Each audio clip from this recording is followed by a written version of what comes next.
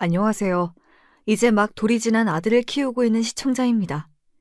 새벽에 아이 재우고 나면 핸드폰 화면 볼 힘은 없고 라디오 같이 잔잔하게 사연 틀어놓고 듣곤 했는데 육아하랴 살림하랴 정신이 없다가 요즘에서야 좀 여유가 나서 제 사연을 보내봅니다. 여러분은 흙수저, 금수저라는 말을 알고 계신가요?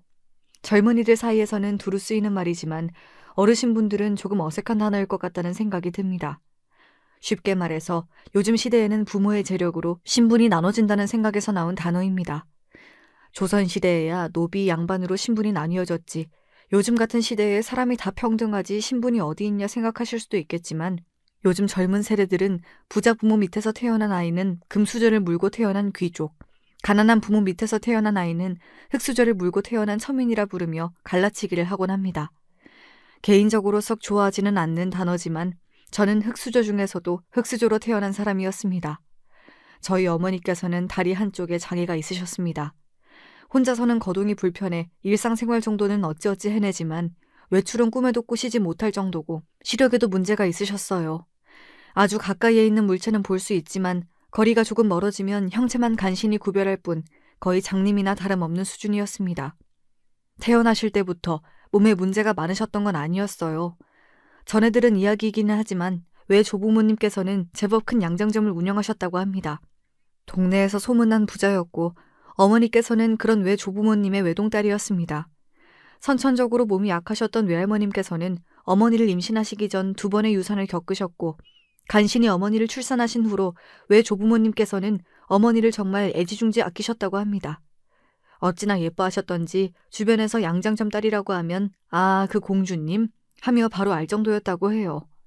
어머니께서는 외할머님의 배곡 같은 피부에 커다란 눈을 쏙 빼닮아 어렸을 적부터 미인이셨고 17세 즈음이 되자 주변의 신부감으로 어머니를 탐내는 사람들이 많았다고 합니다. 아버지께서도 그중 한 분이셨어요.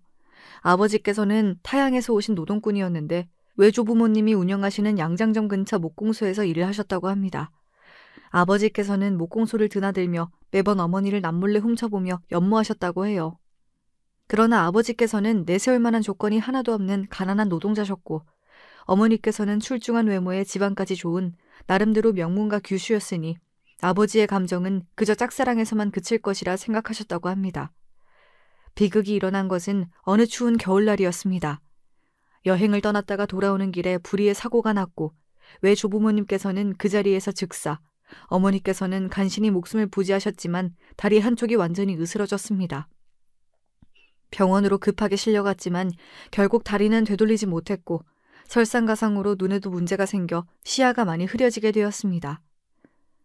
외 조부모님께서 운영하시던 양장점은 먼 친척들까지 몰려와 양복 하나까지 남겨놓지 않고 모조리 뜯어가고 어머니께서는 불편한 다리와 흐린 눈으로 한순간에 길거리에 나앉게 되었습니다.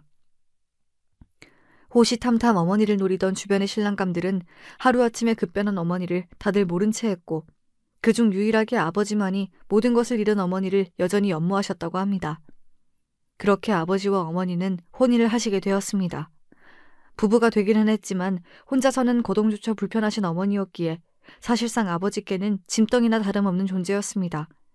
그러나 아버지께서는 계속해서 어머니를 다독여주시며 혼자서도 뭐든 할 수 있다 끊임없이 응원해 주셨고 그런 아버지의 사랑 덕에 어머니께서는 점점 혼자서도 할 수 있는 일이 많아지게 되었습니다. 처음에는 혼자서 화장실에 가는 것조차 힘들어 하셨고 밥도 혼자 해먹을 수 없었지만 나중에는 아버지께서 집에 돌아오시는 시간에 맞춰 저녁상까지 차려놓으실 정도로 상태가 많이 호전되셨다고 합니다. 그 즈음 어머니께서는 저를 임신하셨고 두 분은 정말 사이가 좋으신 부부였습니다. 어머니께서는 모든 것을 잃고 짐덩이나 다름없는 본인을 걷어들여주고 사랑으로 보살펴주신 아버지께 몹시 고마워하셨고 아버지께서는 항상 변함없이 어머니를 사랑해주시고 아껴주셨습니다. 그러나 사랑만으로 모든 것이 해결될 순 없는 일이었나 봅니다. 아버지께서 일하시던 목공소가 경기 불황으로 문을 닫게 되면서 아버지께서는 하루아침에 실직자가 되셨습니다. 아버지께서 가지고 계시던 목공 지식만으로는 일자리를 구하기가 쉽지 않았습니다. 당시 목공 가게들이 대량 유입되어 시중에 퍼지기 시작하면서 많은 목수들이 일자리를 잃게 되었다고 합니다. 아버지께서는 어떻게든 어머니를 먹여 살리시기 위해 이리저리 발로 뛰며 일자리를 찾아다녔지만 새로운 직장을 찾는 일은 녹록지 않았습니다. 당초 그리 넉넉하지 않았던 생계에 유일한 수입원까지 사라지니 가세는 가파르게 기울기 시작했습니다. 혹독한 날씨였지만 몇 달이나 밀린 월세에 집주인은 냉정하게 두 사람을 내쫓았습니다. 불편한 다리에 부른 배까지 어머니께서는 아버지의 부축에도 한 걸음도 걷기 힘드신 상태였고 아버지께서는 그런 어머니를 업고 한참 동안 거리를 헤매셨다고 합니다. 그렇게 꿈도 희망도 잃고 쓰러져갈 무렵 아버지께서는 지인의 도움으로 겨우 지방의 한 목공 공장에 취업을 하시게 되었고 두 분은 공장 근처의 작은 단칸방에 자리를 잡게 되었습니다. 제가 태어난 곳도 바로 그 단칸방이었습니다. 어렸을 적의 기억을 떠올리자면 참 힘들고 고달팠던 기억들 뿐입니다. 제가 저 스스로를 흙수저 중에 흙수저라 칭하는 것도 다 그 때문입니다. 아버지께서는 언제나 가족들을 최우선으로 생각하시는 훌륭한 가장이셨지만 아버지께서 목공 공장에서 일해서 벌어오시는 돈은 세 사람은커녕 혼자 살기에도 빠듯한 금액이었습니다. 월세와 각종 공과금을 빼고 나면 저축은커녕 생활에 꼭 필요한 것들을 먹고 사기에도 부족했고 그렇다 해서 어머니께서 밖에 나가 돈을 벌어오실 수도 없는 상황이었습니다. 어머니께서는 저를 낳으신 이후로 몸이 눈에 띄게 약해지셨다고 합니다. 이전에는 살림도 하시고 집안에서는 혼자서 일상생활을 하는데 큰 무리가 없었지만 임신과 출산으로 인해 몸 곳곳이 약해지며 거동이 많이 불편해지셨습니다. 저는 자연스레 철이 일찍 들 수밖에 없었습니다. 어리광을 부릴 수 있는 형편이 아니었습니다. 아버지께서는 하루 종일 공장에서 고생하시며 저와 어머니를 먹여 살리시기 위해 돈을 벌어오시고 어머니께서는 불편하신 몸으로 어떻게든 저를 챙겨주시기 위해 노력하는데 가난한 형편이니 어쩌니 하며 투정을 부릴 만한 상황이 아니었습니다. 어린 시절부터 저는 항상 뭐든지 혼자서도 잘하는 딸이었습니다. 몸이 불편하신 어머니를 대신해 집안일도 하고 공부도 열심히 하고 그러면서도 항상 웃는 낯으로 부모님을 대했습니다. 제가 조금이라도 우울해 있거나 슬픈 낯을 보이면 부모님께서 걱정하시거나 속이 상하실까 염려가 되었기 때문이었습니다.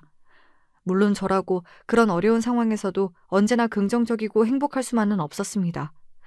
때로는 가난한 부모님이 원망스럽기도 하고 세상이 밉기도 했습니다. 왜 수많은 사람들 중에서도 몸이 불편하신 어머니와 가난하신 아버지의 딸로 태어난 걸까 운명이 야속하기도 했습니다. 하지만 그렇게 스스로의 환경을 탓하고 무너져 내린다고 해서 변하는 것은 아무것도 없었습니다. 아무리 힘들더라도 견뎌내야만 했습니다. 몹시 힘들고 어려운 상황에서도 저희 가족은 정말 끈끈한 사이였습니다. 콩 한쪽이 생기더라도 꼭 나눠 먹고 항상 본인보다 서로를 먼저 생각하는 가족이었습니다. 아버지께서는 하루 종일 밖에서 일하고 돌아오시면 피곤한 몸을 이끌고 어머니의 다리를 안마해 주시곤 했습니다. 어머니께서는 잠들기 전에 가끔 노래를 불러주셨습니다. 어렸을 적에는 좀 더 자주 자장가를 불러주셨는데 목소리가 꾀꼬리같이 고왔던 기억이 납니다. 유행하는 가요나 세련된 팝송은 아니었지만 그저 어머니의 고운 목소리를 듣는 것만으로도 마음이 안정되며 잠이 솔솔 잘 왔던 것 같습니다. 학창시절 내내 학교에서 제 별명은 흙수저였습니다. 말 그대로 가난한 집 아이라는 뜻이었습니다. 처음에는 제 집안 환경을 모르고 살갑게 다가왔던 아이들도 제가 다 무너져가는 빌라에서 공장에 다니시는 아버지와 몸이 불편하신 어머니와 살고 있다는 걸 알게 되면 태도가 180도 변했습니다. 그 친구들의 눈에는 무료급식을 받아먹고 교복을 선배들에게 기부받아 입는 제가 사회를 좀먹는 기생충처럼 보였던 모양입니다. 이유 없는 따돌림에는 익숙해질 대로 익숙해졌고 저를 괴롭히고 무시하는 아이들 사이에서도 저는 꿋꿋이 공부에만 집중했습니다. 좋은 성적을 받아 좋은 대학교에 들어가 좋은 직장에 취업하는 것이 목표였습니다. 어떻게 해서든 꼭 성공해서 부모님을 호강시켜드려야겠다는 생각을 아주 어렸을 적부터 했습니다. 특출난 재능도 빼어난 외모도 가지지 못한 제가 성공할 수 있는 방법은 단 하나뿐이었습니다. 바로 공부였습니다. 공부에 집중하기에 여러모로 좋지 못한 환경이었지만 그래도 열심히 노력했습니다. 다행히도 공부머리가 좀 있었는지 성적은 나쁘지 않았습니다. 지방학교에서 아무런 사교육을 받지 않고 공부한 것 치고는 아주 준수했습니다. 담임 선생님께서는 서울로 대학 원서를 접수해 볼 것을 권유하셨고 몹시 기쁘긴 했지만 한편으로는 마음이 막막해졌습니다. 첫째로는 돈이었고 둘째로는 제가 서울로 떠난 뒤에 남겨질 부모님이 걱정이었습니다.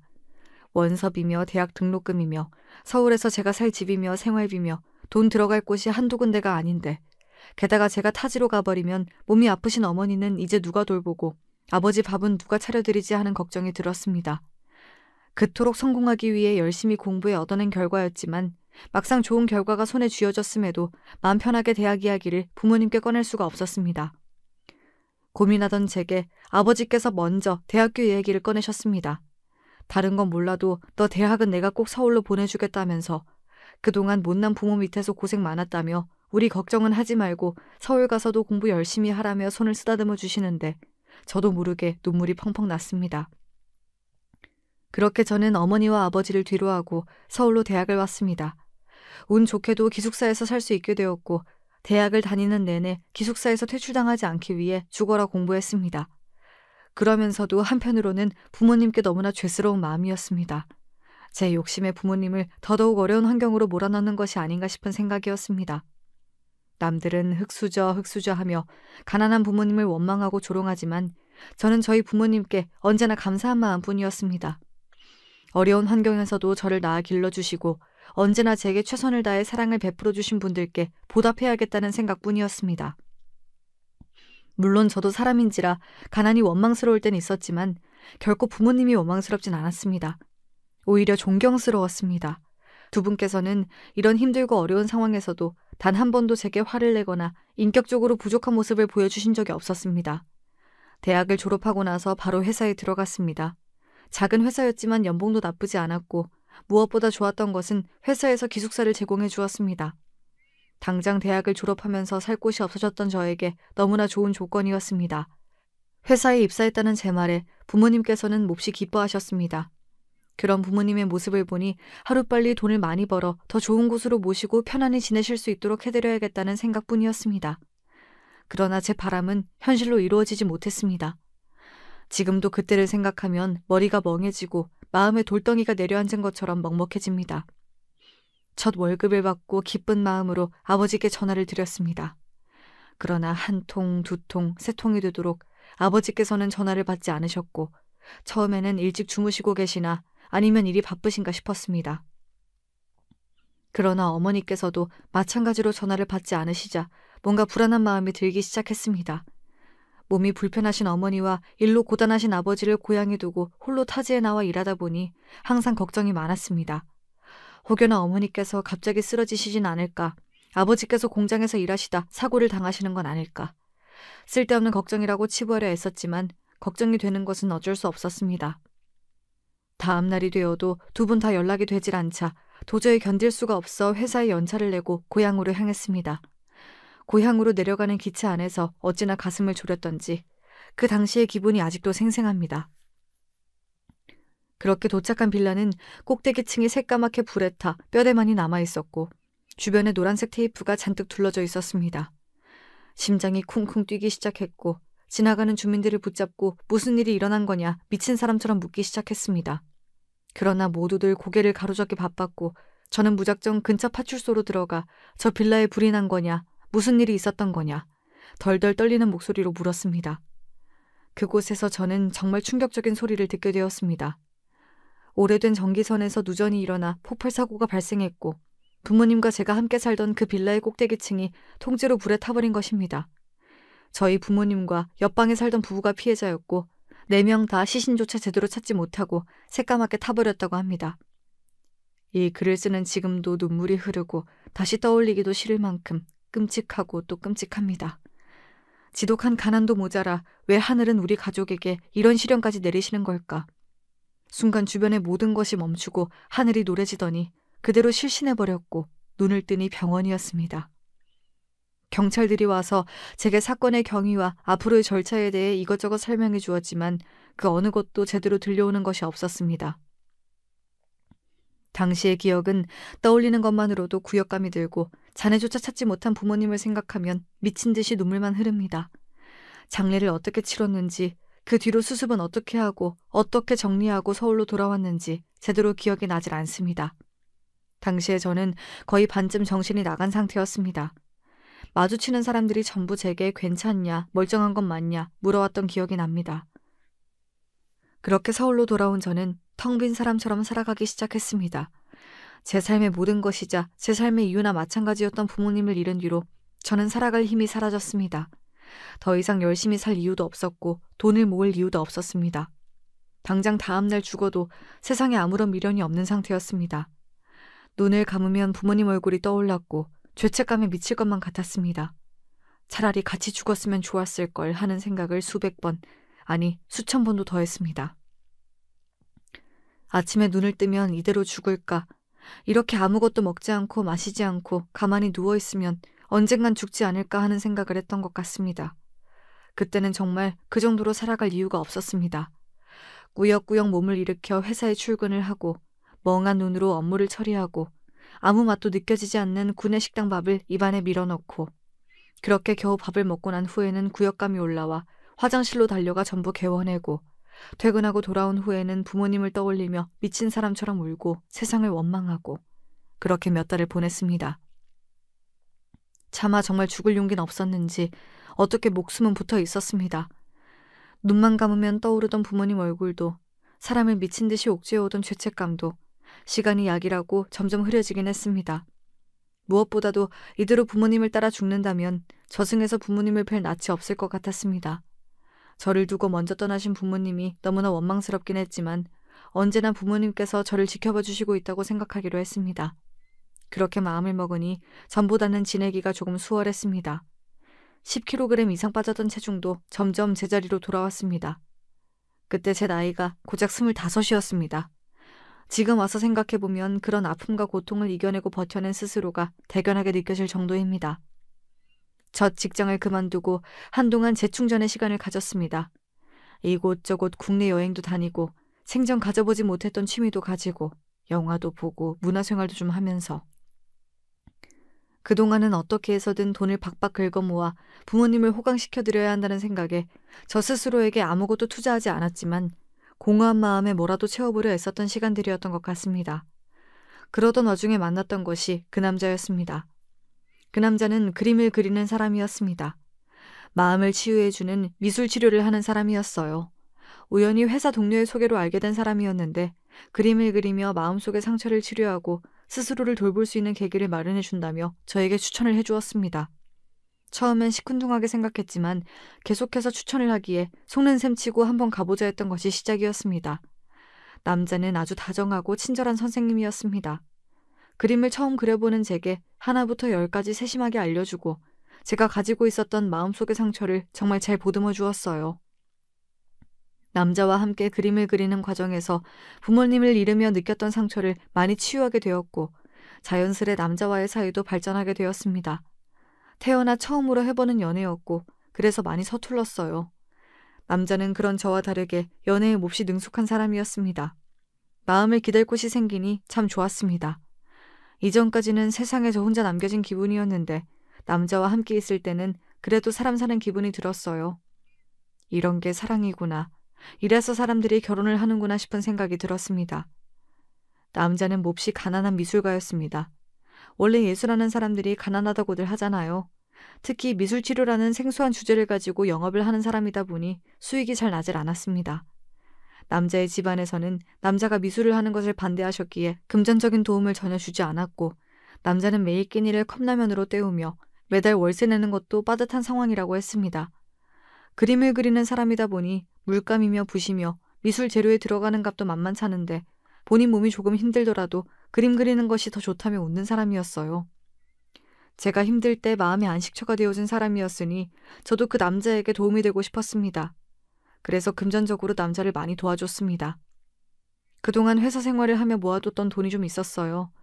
회사 기숙사에서 살며 특별히 유흥을 즐기지도 않았고 저를 위한 소비를 일절하지 않았기에 돈을 버는 족족 통장에 쌓아두기만 했습니다.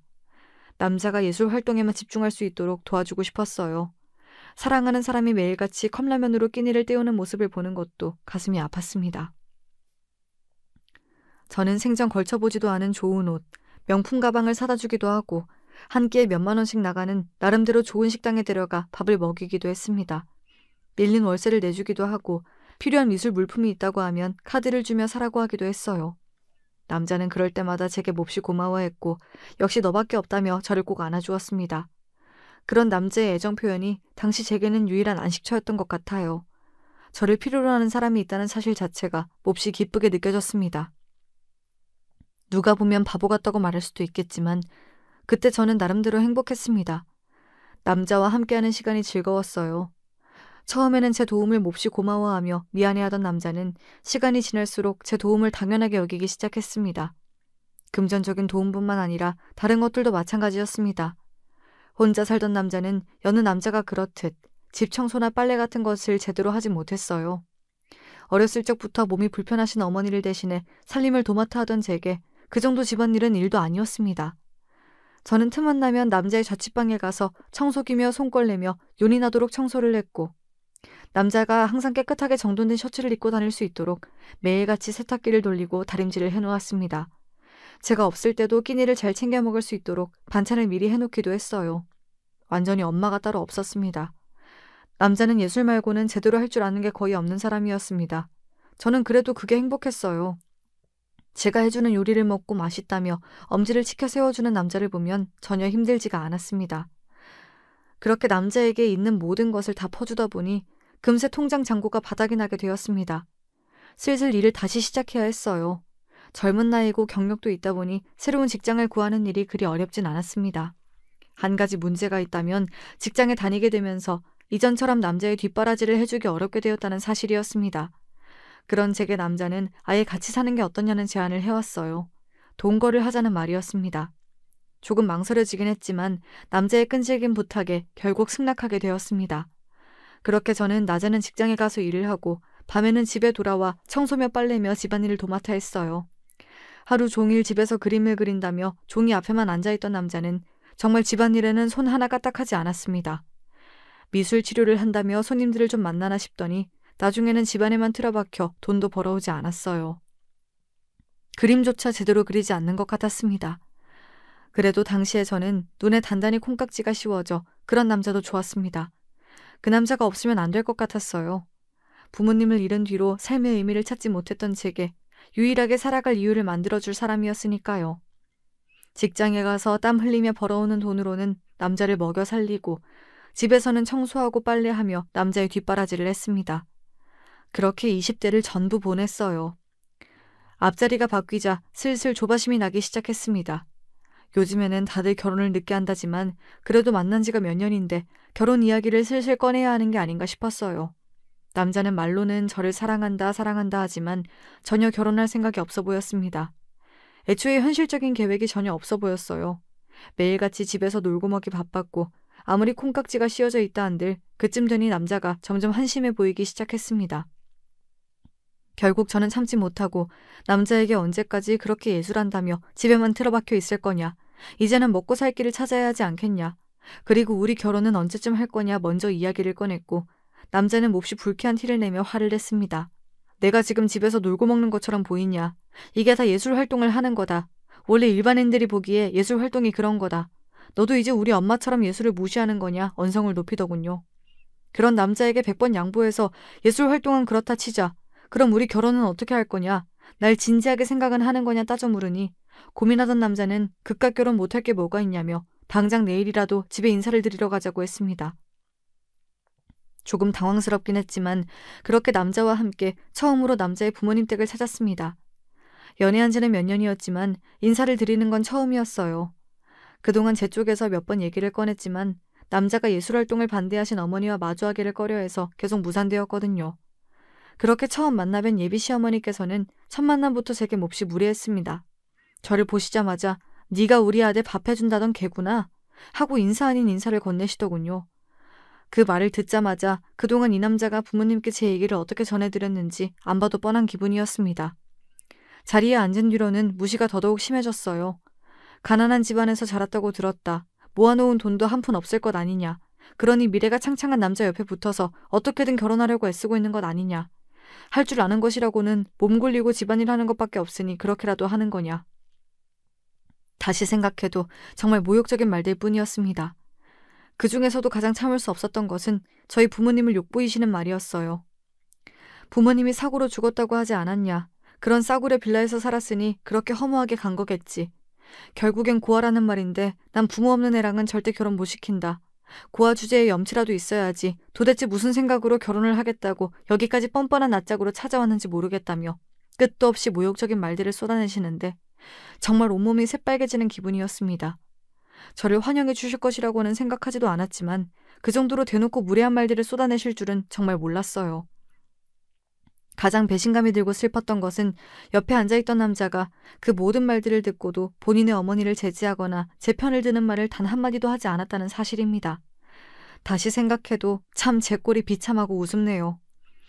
20대 청춘을 다 바쳐 그 남자의 뒷바라지를 해놓고도 몸 굴려 어떻게든 결혼하려고 애쓰는 한심한 여자 취급을 받았는데 그 자리에서 한마디 반박도 하지 못했으니 말입니다.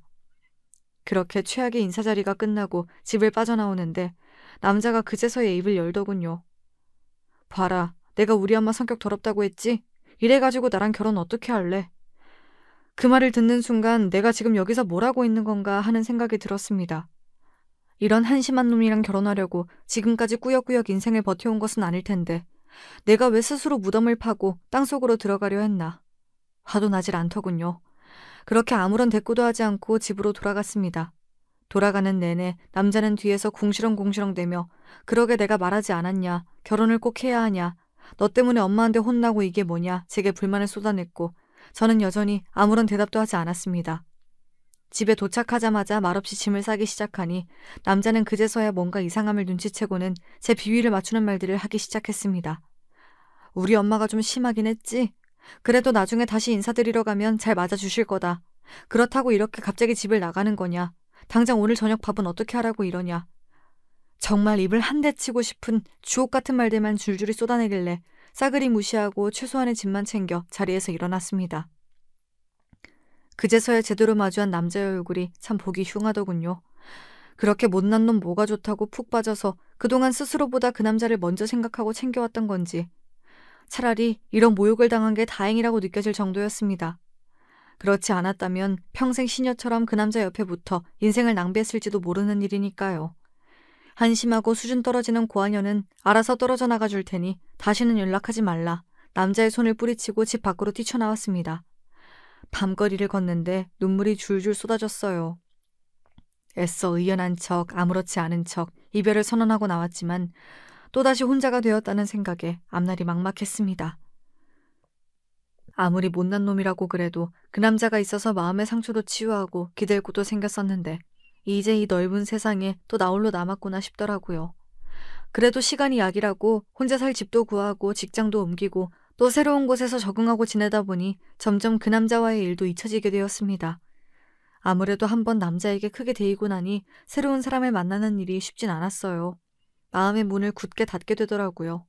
누군가가 제게 다가오더라도 의심부터 하게 되고 언젠가는 이 사람도 그 남자처럼 나를 이용해 먹고 버리려 하겠지 하는 나쁜 생각부터 들었습니다. 그 뒤로 그 남자에게서는 몇 번 더 연락이 왔어요. 제가 그립고 보고 싶어서 본인의 잘못을 뉘우치고 용서를 구하려 했다기보다는 그저 집에서 밥 해주고 살림해줄 여자가 필요해 보였습니다. 본인한테 푹 빠져서 돈을 가져다 바치는 멍청한 여자였으니 조금 다정하게 대해주면 다시 돌아올 것이라 생각했던 모양이죠. 그러나 저는 남자를 완전히 차단해버렸습니다. 같은 실수를 2번 반복할 생각은 없었어요. 마음이 조금 힘들더라도 아무에게나 기대고 다른 사람을 제 안식처로 삼지 않겠다 다짐했습니다. 그렇게 1년, 2년 시간이 흘렀어요. 나이는 먹었지만 전처럼 마음이 조급하진 않았습니다. 더 이상 결혼이라는 것에 매달릴 이유가 없어졌거든요. 조금 쓸쓸하고 때로는 부모님이 사무치게 그립기도 했지만 더 이상 혼자라는 사실이 끔찍하게 괴롭진 않았습니다. 주변에서는 다들 더 늦기 전에 좋은 남자 만나서 결혼해야지. 지금이야 젊어서 괜찮지. 나이 먹어서도 혼자면 안 된다며 저보다 더 저를 걱정해 주었습니다. 그러나 이미 한번 상처가 생긴 저는 혼자가 두려워 아무나와 만나고 싶지 않았어요. 그렇게 주변에서 등 떠밀려 만난 남자와 번갯불에 콩 볶듯 결혼해서 행복할 것이란 생각도 들지 않았습니다. 솔직히 말하자면 그때까지만 해도 아마 저는 평생 혼자 살지 않을까 싶었습니다. 제가 가지고 있는 상처와 과거를 모두 보듬어줄 다정한 남자를 만날 수 없을 것이라고 생각했거든요. 그렇게 마음의 문을 닫고 살던 제 눈앞에 운명처럼 나타난 남자가 바로 지금의 남편입니다. 남편은 정말 저에게 너무나 과분할 정도로 좋은 사람이에요. 보잘것없는 조건의 저와는 다르게 번듯한 집안에서 자라나 좋은 교육을 받고 본인 소유의 병원까지 가지고 있는 의사입니다.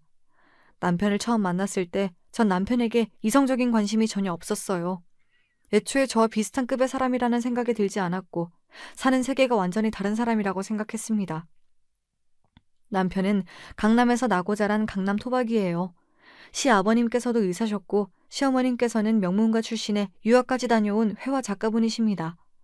결혼하고 몇 번 전시회에 초대받아 간 적이 있는데 정말 멋있는 작품들 많이 그리세요. 예술한답시고 하루 종일 집에서 빈둥대며 놀았던 그 남자와는 비교하기도 민망할 정도입니다. 시어머님께서는 작품 활동도 하시면서 남편 육아며 살림이며 넉넉한 형편에도 도우미를 쓰기보다는 되도록 모든 것들을 본인 손으로 하시며 살아오셨다 하더라고요. 그러면서도 인자하신 성정에 가진 것이 없어 부끄러워하는 저를 보듬어 주시는 넓은 아량까지. 인격적으로나 어떤 면으로나 시댁 식구분들은 정말 세상에 이런 사람들이 있을 수 있나 싶을 정도로 완벽하신 분들입니다. 그런 시부모님 밑에서 자랐으니 남편도 인성이 고들 수밖에 없었어요. 강남 의사 집안에서 남부러울 것 없이 자라났고 스스로도 능력 있고 잘난 사람인데도 남편은 본인 입으로 자기 자랑을 한 번 먼저 꺼낸 적이 없었습니다. 전에 듣기로는 병원까지 있는 사람이라던데 처음에는 왜 저렇게까지 소탈한가 싶을 정도였어요. 외식을 한번 하더라도 눈 돌아가게 비싼 소고기보다 삼겹살에 소주를 더 좋아하는 사람이었고 치렁치렁 명품을 달고 다니기보다는 단정한 옷차림을 좋아하는 사람이었습니다. 처음엔 어마어마한 조건과 번듯한 외모에 이런 잘나고 멀쩡한 사람이 왜 나를 좋아하지? 하는 의심이 들긴 했어요. 솔직히 말하자면 나쁜 생각도 했습니다. 이렇게 다정하고 건실한 사람인 척 나한테 접근해서 결국엔 날 이용해 먹으려는 게 아닌가 싶은 생각이요. 그러나 남편은 참 한결같은 사람이었습니다. 사람에게 속은 상처로 쉽게 마음을 열지 못하는 제 곁을 꾸준히 지켜주며 제가 자연스레 남편에게 마음을 열 수 있도록 도와주었어요. 지금도 가끔 남편에게 그때 내가 뭐가 그렇게 좋아서 매달렸냐고 장난스레 묻곤 합니다. 남편은 항상 그 질문에 똑같은 답을 해요. 그냥 당신이라서 좋았다고요. 참 뻔한 대답이면서도 그 말만큼 가슴이 설레는 말이 없습니다. 어렸을 적부터 갖은 고생을 하며 살다가 부모님을 일찍 보내드렸던 것, 나쁜 놈을 만나 젊은 시절 고생하며 보낸 것 전부 지금의 남편과 시댁 식구들을 만나기 위한 일들이었나 싶을 정도예요. 먼저 떠나신 부모님께서 저를 안쓰러이 여기셔서 이런 천사 같은 사람들을 제 곁으로 보내주신 게 아닌가 하는 생각을 합니다. 남편과의 연애는 어찌저찌 잘 흘러갔지만 솔직히 정말 결혼까지 하게 될 줄은 몰랐어요. 저는 젊은 나이도 아니었고 얼굴이 빼어나게 예쁜 것도 아니었고 그저 그런 직장에 다니는 지극히 평범한 노처녀에 가까운 여자였습니다.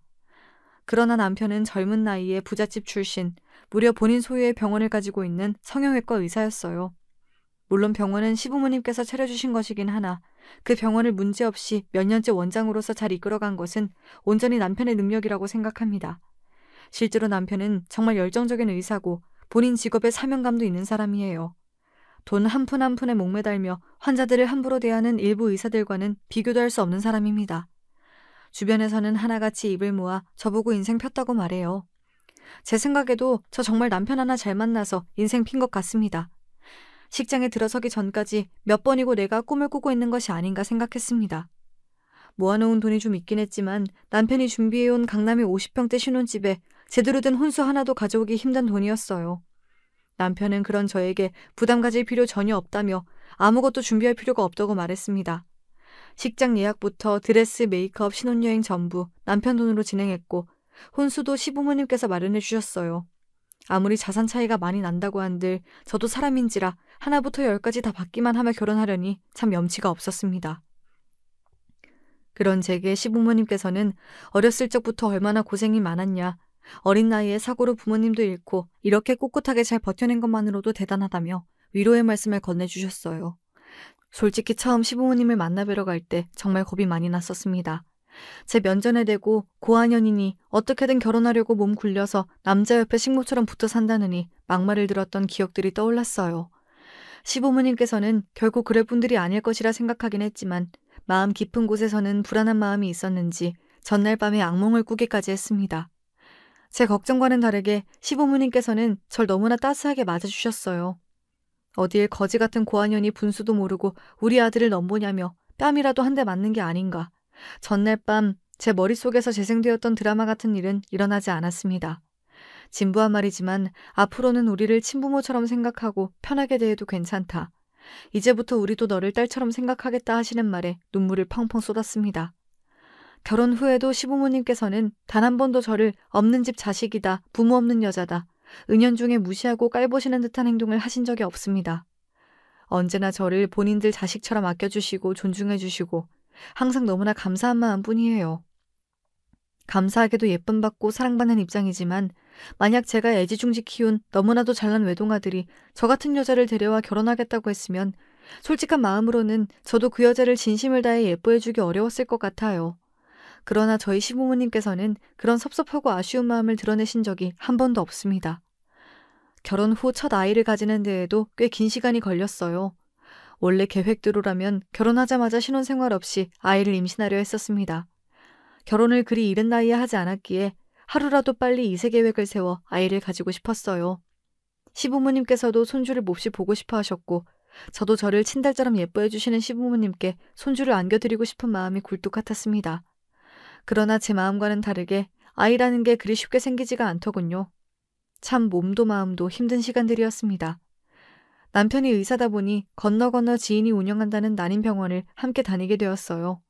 난임에는 여러 이유가 있고 꼭 여자 쪽이 잘못해서 임신이 잘 안 되는 것은 아니지만 상황이 이렇다 보니 모든 것이 다 제 잘못 같고 시부모님을 뵐 면목이 없었습니다. 가진 것도 없이 시집와서 애까지 못 낳는 며느리라니 정말 예뻐할 구석이라곤 하나도 없는 여자였는데도 시부모님께서는 언제나 저를 사랑으로 감싸주셨습니다. 그렇게 노력한 끝에 결국 저희에게 아기 천사가 찾아와 주었고 건강하게 태어나 지금은 막 돌이 지난 상태입니다. 저보다는 남편을 꼭 닮아 보면 볼수록 너무 예쁘고 사랑스러운 아들입니다. 신생아 육아가 힘들다 말만 들었지 정말 이렇게 힘들 줄은 몰랐지만 그래도 자고 있는 아들 얼굴을 보고 있으면 힘들었던 마음이 사르르 녹는 기분이에요. 남편도 최선을 다해 육아를 돕고 있지만 병원 일 때문에 바쁜 탓에 거의 저 혼자 도맡아 하고 있습니다. 남편은 육아 도우미를 부르거나 아주머니를 고용해 조금이라도 몸을 편하게 하라 말했지만 작품 활동을 하면서도 남편 육아와 살림까지 완벽하게 해내셨던 시어머니를 생각하면 혼자서도 잘 해내고 싶은 마음이 큽니다. 요즘은 그래도 명색이 성형외과 원장 사모님인데 관리를 좀 해야 하는 것 아니냐며 남편이 저를 병원으로 자주 불러내요. 사실 관리고 뭐고 다 핑계고 일하면서도 저랑 아들이 보고 싶어 그런 속이 빤히 보입니다. 그래도 병원에 가면 간호사들이 아들을 예뻐하며 돌봐주기도 하고 잠깐 쉬며 나름대로 피부 관리도 받을 수 있고 겸사겸사 남편 얼굴도 볼 수 있어서 최근 들어 자주 찾는 중이에요. 신혼 초에는 혹시나 제가 병원에 찾아갔다가 폐가 되거나 남편 얼굴에 먹칠이라도 할까봐 괜한 자격지심에 잘 드나들지를 못했는데 그래서 전혀 그 사실을 모르고 있었습니다. 어떤 사실인지 궁금하시죠? 바로 저번 주에 일어난 아주 따끈따끈한 사건입니다. 이 일을 겪고 나서 어찌나 사연 채널에 제 이야기를 보내고 싶어 입이 근질근질 하던지요. 그날도 평소와 마찬가지로 아들을 데리고 병원을 찾았고 아들을 잠시 남편에게 맡겨놓고 진료를 기다리던 중이었습니다. 병원 입구로 아주 익숙한 낯이 들어왔어요. 처음에는 긴가민가 했지만 접수대 앞에서 간호사에게 신경질적으로 성질을 내는 모습을 보니 맞구나 싶었습니다. 바로 그 여자였어요. 저한테 고한 연인이 몸 굴리는 연인이 대놓고 모욕을 줬던 전 남자친구의 어머니였습니다. 아는 척을 해야 하나 말아야 하나 고민하고 있을 때 그 여자가 먼저 저를 알아봤는지 성큼성큼 제 쪽으로 다가왔습니다. 그리 반가운 사이도 아닌데 인사라도 하려는 건가 싶어 멀뚱히 쳐다보고 있었더니 제가 먼저 설설기며 인사를 할 줄 알았는지 인상을 팍 구기더라고요. 어른을 봤으면 먼저 인사를 해야지 싸가지 없게 고개를 빳빳이 들고 있냐. 고한년이 주제도 모르고 얼굴이라도 고쳐서 시집가려고 이런 곳에 드나드냐. 내가 그때 네 버릇을 제대로 고쳐놔야 했는데 아직도 정신을 못 차렸구나. 무턱대고 막말을 쏟아내는데 너무 당황스러웠습니다. 단 둘이 만난 상황도 아니고 간호사들도 다들 웅성거리며 이쪽을 쳐다보고 있었어요. 이대로 있다가는 남편에게 폐를 끼칠지도 모르겠다는 생각에 일단은 저 여자를 데리고 나가야겠다는 생각이 들었습니다. 그 순간 원장실 문이 열리며 남편이 아들을 데리고 나왔어요. 바깥이 시끌시끌하니 의아해 나와본 것 같았습니다. 남편에게 이미 그 여자와 있었던 일들을 다 말했었긴 했지만 막상 그런 상황에 남편과 마주하니 너무나 부끄럽고 병원에 괜한 소란을 피운 것 같아 미안한 마음이 들었습니다. 그런데 반응을 보니 남편과 그 여자는 이미 안면이 있는 사이 같았어요. 알고 보니 그 여자는 저희 남편 병원의 단골 손님이자 유명한 진상이었습니다. 병원을 자주 찾는 손님이긴 하지만 항상 무작정 서비스 시술을 해달라. 안 그러면 주변에 소문을 안 좋게 내겠다며 생떼를 쓰기 일쑤고 간호사들에게도 이유 없이 화를 내고 막말을 해 모두가 응대하기를 꺼리는 손님이었습니다. 그동안은 제가 병원에 자주 드나들질 않아서 그 사실을 전혀 모르고 있었던 거예요.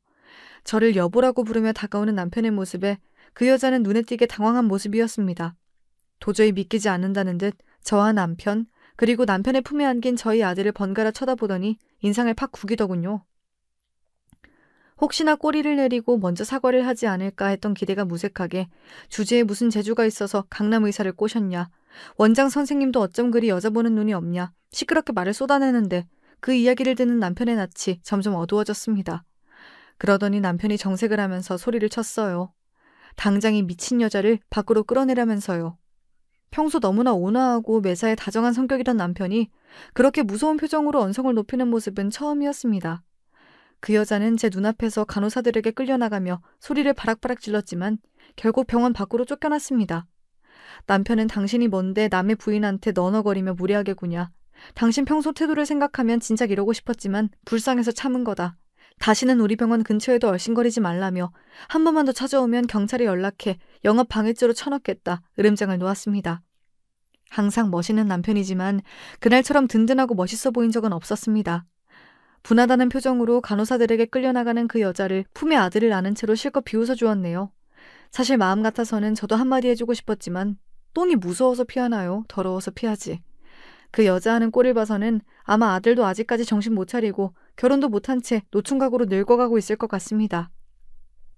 그날 밤 집에 돌아와서 낮에 있었던 일을 얘기하며 괜히 병원에 소란을 피워 미안하다 사과하니 남편은 당신이 미안할 게 뭐가 있냐며 그 미친 여자 안 그래도 전부 다 처리하려고 벼르고 있었다. 오히려 지금까지 당신한테 그런 무례를 저지른 여자인 줄도 모르고 병원에 손님으로 받았던 것이 분할 정도다. 저보다 더 성을 내며 화를 내주는데 정말 세상에 하나뿐인 내 편이구나 싶었습니다. 저는 나름대로 속 시원한 얘기라 생각해 사연을 썼는데 여러분께서는 어떻게 들으셨을지 모르겠어요. 한때는 많이 원망스럽고 그 사람들이 세상 누구보다 불행했으면 좋겠다 매일 저주할 정도로 마음의 상처가 깊었었는데 요즘에 와서는 제 곁에 좋은 사람들도 많이 생기고 매일매일 행복한 일만 생기니 그런 인간 말종들이야 어떻게 살든 말든 저와 아무 상관없다는 생각이 듭니다. 지금부터는 그저 제 곁에 있는 남편, 시부모님, 그리고 세상 무엇과도 바꿀 수 없는 너무나 소중한 복덩이인 저희 아들에게 집중하면서 살고 싶어요. 하늘에 계신 저희 부모님께서 제게 보내주신 선물 같은 존재들과 함께요. 흙수저로 태어났지만 사랑 많은 금수저, 아니 다이아몬드 수저로도 부족할 만큼 퍼주셨던 부모님께 부끄럽지 않도록 저희 아들은 조건으로 사람을 판단하고 함부로 대하는 사람이 아닌 시댁 식구들처럼 인격적으로 훌륭한 사람으로 성장할 수 있도록 최선을 다할 거예요. 사연 여기서 마무리하겠습니다. 다들 감사드려요.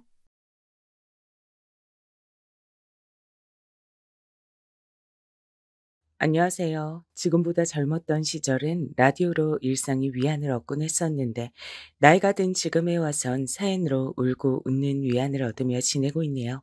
마음만은 영원한 28 청춘에 머물러 있는 저는 남들보다 젊게 살고 싶어 하는 할머니랍니다.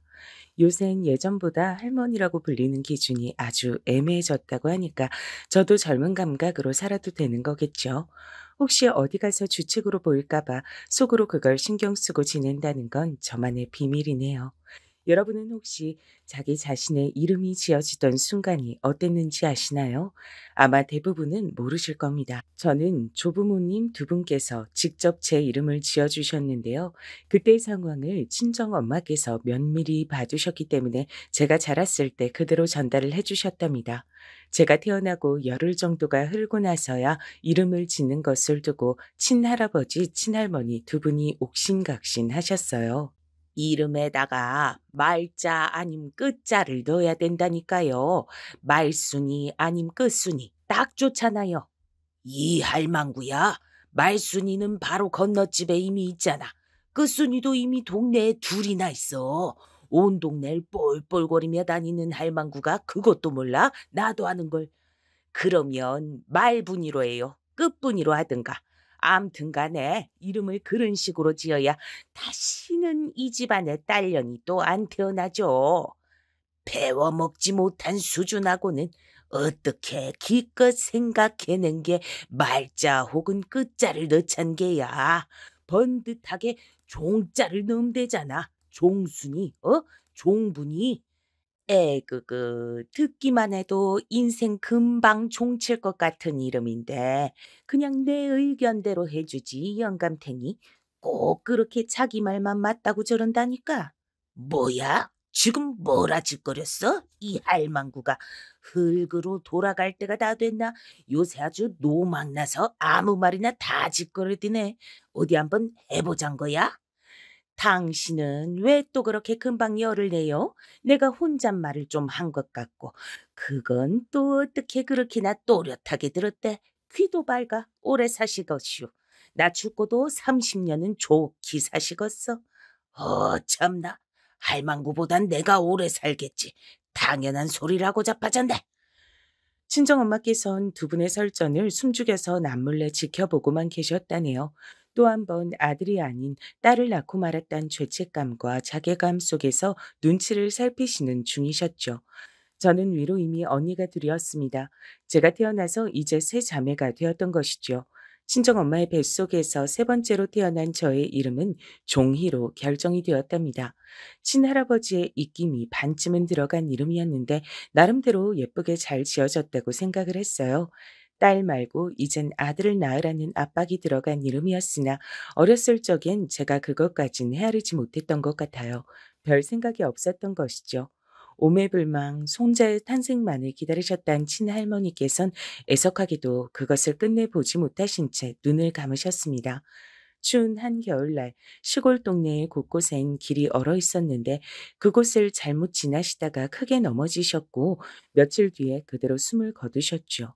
그 후로 친할아버지께선 인생이란 게 지독하게 허무한 것이란 소리를 입에 달고 사셨습니다. 그래서 전 어렸을 적 인생은 정말 그런 것이란 생각을 하며 자라났었죠. 할망구가 그리 허망하게 떠날 줄 알았다면 내가 그리 굴진 않았을 텐데. 아니, 이런 생각마저 모두 부질없구나. 친할아버지의 씁쓸한 미소를 이해하기에 전 너무 어렸었죠. 다행히 당신의 손자가 태어나고 걷고 말을 하고 뛰고 그러는 것까지 친할아버지께선 다 보시고 돌아가셨답니다. 아마 하늘나라에 가시자마자 친할머니를 향해 손자 이야기부터 하셨을 것 같네요. 하지만 당신께서 돌아가신 그 후에 저희 가족이 어떻게 되었는가를 다 지켜보셨을진 미지수입니다. 만약에 지켜보셨다면 제가 얼마나 개고생을 했는지 다 알아주실 거라 믿어요. 그 시절 남들이 가난한 정도로 가난했던 저희 집은 용기를 내어 친정 부모님께서 시작하셨던 장사가 쫄딱 망하는 바람에 그때부터 남들보다 더 가난한 환경으로 바뀌었습니다. 큰언니가 결혼이고 뭐고 다 뒤로 넘겨둔 채 이악 물고 공장을 다니며 돈을 벌어 집안 살림에 이바지했고요. 작은언니도 비슷했죠. 그리고 저는 언니들처럼 똑같이 일을 다니면서 동시에 집안일까지 다 도맡아 했습니다. 철인이 따로 없었던 것 같아요. 동이 트기 직전에 이른 아침 새벽부터 하루 일과를 시작해서 깜깜한 밤이 되어서야 제 하루 일과가 끝이 났었으니까요. 자는 시간 외엔 저만을 위한 자유 시간도 없었습니다. 언제까지 이렇게 살아야 하나 궁금했어요. 매일이 너무 지치고 힘들다는 생각이 깊게 들 때마다 인생은 지독하게 허무한 것이라고 하셨던 친할아버지의 말씀을 떠올렸답니다. 기대 없이 살자. 그럼 실망도 없을 테니까. 제 자신을 지키는 방법이 고작 그런 것이었어요. 너무 밝고 좋은 생각은 하지 않는 것이요. 그랬다간 팍팍한 현실과 비교가 돼서 매번 실망만 할 테니까요. 차라리 음울하고 비관적인 태도가 나았습니다. 더 이상 나이가 들면 노처녀 소리를 들을까봐 겁이 난다며 친정 부모님께선 큰언니를 시집의 길로 등 떠미셨습니다. 그렇게 얼떨결에 결혼을 하게 된 큰언니는 다른 지역에 있는 시댁에서 지내게 됐기 때문에 저희 가족과 손을 흔들고 작별 인사까지 했었어요.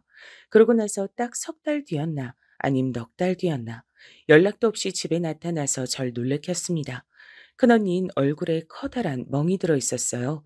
큰 형부는 언니보다 6살이 많은 사람이었습니다. 근데 6살이나 더 먹어놓고서 성숙하게 본을 보이진 못할 망정 아주 추잡스럽게 구는 모양이었죠. 큰언니의 얼굴에 든 멍을 본 순간 제가 머리끝까지 화가 났습니다. 그 집에 다시 돌아가지 마. 그런 결혼 괜히 한 셈이야. 그냥 여기서 다시 우리랑 같이 살자. 힘들어도 다 같이 돈 벌고 다 같이 서로를 챙기고 그럼 되잖아. 결혼은 왜 괜히 서둘러서 이런 꼴을 봐? 종이야. 집에서 날 맞아준 게 너라서 다행이다. 근데 아버지 어머니도 너처럼 생각해 주실까 싶다. 그랬으면 좋겠는데. 당연히 내 의견하고 똑같겠지. 뭘 걱정해? 설마 장녀가 그런 고생을 하며 지내고 있다는데 다시 그런 소굴로 보내는 부모도 있으리라고? 만약에 있다면 그건 완전히 정신이 나간 이상한 부모일 거야. 전 큰 소리를 치면서 큰언니를 안심시켰으나 알고 보니까 제 친정 부모님이 그런 부모였더라고요. 큰언니를 엄하게 꾸짖으며 얼른 다시 돌아가서 자기 시댁 사람들과 남편에게 사과를 하고 잘 지내라고 말을 하는 분들이 정녕 제 부모님이 맞나 싶었습니다. 여자는 어쨌거나 시집을 갔으면 출가 외인이다. 네가 이러면 동생들이 뭘 보고 배우겠니? 나약하게 굴지 마라. 죽이 되든 밥이 되든 그곳에서 해결을 봐. 여기 와서 이러면 아무 소용없어. 저는 기가 막혔고 큰언니에게 괜히 미안했으며 친정 부모님께 깊이 실망하고 말았어요. 작은 언니랑 둘이 밤새 속닥거리면서 부모님을 욕했었답니다. 하지만 그 이후로 큰언니의 손때가 묻은 물건 같은 걸 어루만지며 커다란 한숨을 내쉬는 부모님의 모습을 몇 번이나 목격을 해서 마냥 부모님께 실망할 순 없었고 복잡 미묘한 마음이 들게 됐던 것 같아요.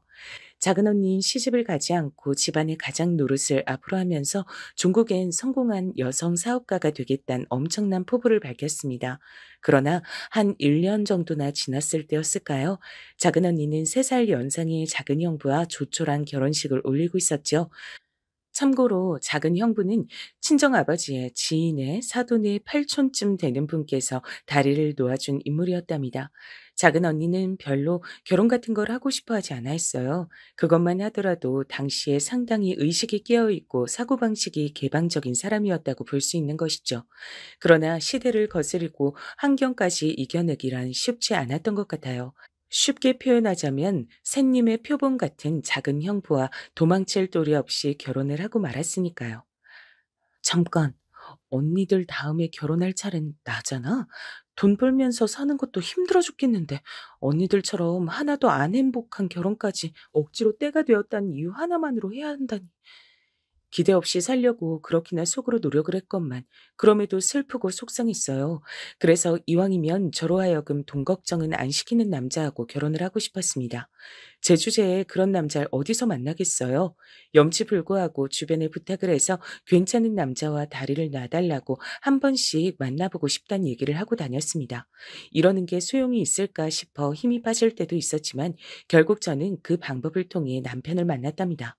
앞선 언니들의 결혼, 그리고 남들보다 뒤떨어져서 미래가 불투명한 저의 현 주소, 이런 것들을 곱씹으며 용기를 내서 뭐라도 이뤄내 보려고 움직였던 게 결국은 유효한 결과를 만들어낸 셈이에요. 남편은 저에 비하자면 아주 부잣집 아들내미라고 볼 수 있었거든요. 제가 적극적으로 들이댄 끝에 남편도 저에게 넘어갔고 이걸 알게 되신 부모님께선 이게 웬 횡재냐라 하시면서 절 얼른 시집 보내려고 안달이셨답니다. 결혼은 진작에 약속했지만 정식으로 부부가 되는 것에 시간이 살짝 걸렸었는데 시댁이 절 못마땅하게 여겨서 그랬습니다. 시아버지께선 그나마 며느리가 참으면 됐지라고 넘기시던 측면이 있어 다행이었는데 시어머니가 정말이지 난관이었습니다. 우리 윤필이가 도대체 뭐 어디가 부족해서 촌뜨기 못나냐고 짝을 지어줘야 한다는 거야? 이게 말이나 되는 일이야? 고작 이러려고 내가 애지중지 귀하게 우리 윤필을 키운 게 아닌데 절대 안 돼. 이 결혼 난 무조건 반대야. 내 눈에 흙이 들어가는 한이 있어도 저딴 촌뜨기에다 불려신년을 내 며느리로 들이는 일은 없을 거야. 시어머니의 기세가 실로 대단했습니다. 하마터면 정말로 결혼을 못할 뻔했지요. 그러나 장담은 함부로 하는 게 아니라는 말처럼 시어머니께선 당신의 눈에 흙이 안 들어가 있음에도 절 며느리로 맞이하고 마셨던 겁니다. 저는 이 결혼이 아니면 절대 안 된다는 마음가짐으로 버티고 또 버텼거든요. 그리고 원래 한창 때 사내들 마음이란 게 가로막는 장애물이 있으면 더욱 불타오르기도 하잖아요. 집안에서 반대를 당하니까 오히려 남편이 저를 더 좋아하게 됐죠. 그 바람에 결혼을 할 수 있었네요. 저를 향해 이를 빠득빠득 갈아대시는 시어머니의 눈총을 받으면서 시작하게 된 결혼 생활이었지만 전 만족스러웠습니다. 소기의 목적을 달성했는데 제가 기분이 안 좋을 이유가 뭐 있었겠나요? 언니들은 결혼하면서 둘 다 시댁에 들어가 사는 끔찍한 환경에 놓였었지만 전 비록 아담하기는 하고 시댁과 가깝긴 하여도 번듯한 신혼집에서 따로 남편과 둘이 살고 있었으니 무릉도원이라고 표현하고 싶었어요. 그간 아등바등 열심히 일을 하며 힘들게 살아온 보람을 이제야 다 맛보는 것 같다고 생각했었습니다. 내일 모레면 너희도 부부가 된지 이제 넉 달인데 어쩜 아직도 애 들어섰단 소식이 없니? 어머님, 아직 넉 달인데요. 최소한 10달 정도는 지켜봐 주시다가 그런 말씀을 주시면 좋지 않을까요?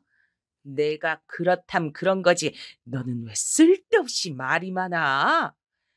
시어머니께서 황당한 말씀을 먼저 던지신 후에 제 말에 꼬투리를 잡으시는 경우가 왕왕 있었는데 단지 제가 마음에 안 들어서 그러시는 것이었습니다. 저를 보실 때마다 한 대 쥐어받고 싶어 미치겠다는 표정까지 짓고 계셨거든요. 그 속내가 훤히 보이는데 제가 시어머니의 의중을 모를 수가 없었죠. 자신을 미워하는 사람과 한 집안 식구로 지낸다는 건 각오했던 것보다 심기가 불편한 일이었어요. 게다가 그 상대가 저보다 서열이 훨씬 위인 시어머니라면 이건 뭐 죽을 맛인 것이죠. 하지만 저는 기운을 잃지 않았어요. 자주 뵙긴 해도 따로 산다는 것만으로 좋았고 남편과는 문제없이 사이가 좋았으니까요. 그리고 무엇보다 시어머니께서 자꾸만 저를 못살게 굴고 시비를 걸어대서도 크게 타격이 없었던 결정적인 이유가 있었는데 그건 바로 제가 결혼한 이후에 친정의 가세가 오르고 있었기 때문입니다. 원체 어렵게 살던 와중에 애를 써서 도전해봤던 장사가 폭삭 망했을 때, 이제는 솔직히 두 번 다시 반등의 계기는 없는 게 친정의 형편일 거라고 생각했는데, 역시 뭐가 됐든 장담은 없는 법인가 보더라고요. 친정 부모님께서 다시금 도전에 나서셨고, 이번엔 꽤 순환 중이셨습니다.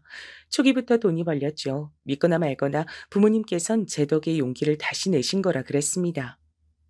전 재산 다 걸고 빚까지 얻어가면서 다시 또 장사해 본다는 거 나도 네 아버지도 결코 쉽게 내린 결정 아니었다.